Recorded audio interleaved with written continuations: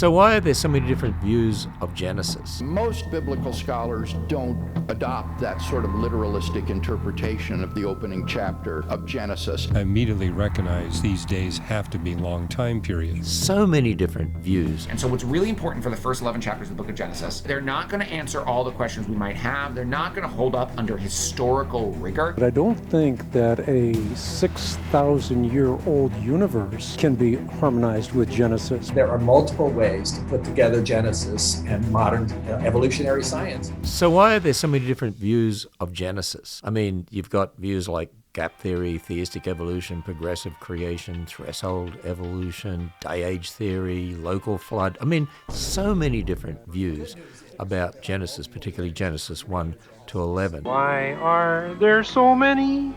Well, it really goes back to the late 1700s, early 1800s, when there were atheists and deists, people who rejected the God of the Bible and wanted to explain everything by natural processes. You don't believe in God? Well, that's crazy. Who said that, well, how do we explain the layers of rock with all the fossils in them? They couldn't have been laid down by the global flood of Noah's day because they rejected the global flood of Noah's day. So they said they were laid down over millions of years. 65 million years ago. And what happened in history was that there were church leaders, in fact, people who were great men of God who taught the gospel, but they really didn't understand what was going on and didn't understand that the idea of millions of years really came out of naturalism. Okay, but I don't understand it. And so Thomas Chalmers, the Free Church of Scotland, founder, he said, well, we can put the millions of years in a gap between Genesis 1:1 and 1:2, and that's how the gap theory came about. And then others said, well, we'll reinterpret the days of creation. And so then the day-age theory came about. And then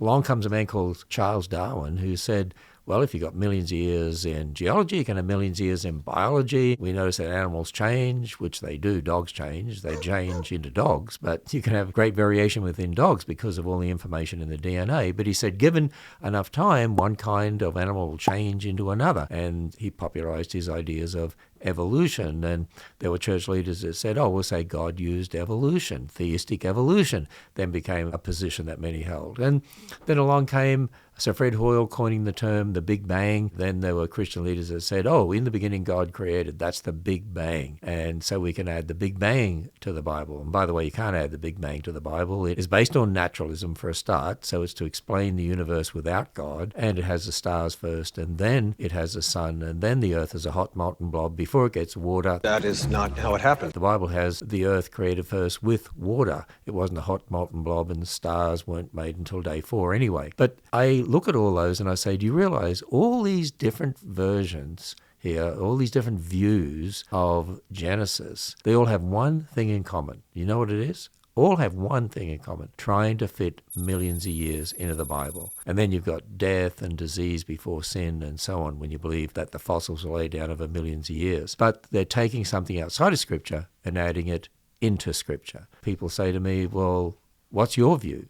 Well, my view is the biblical one. I don't believe in God. I believe in...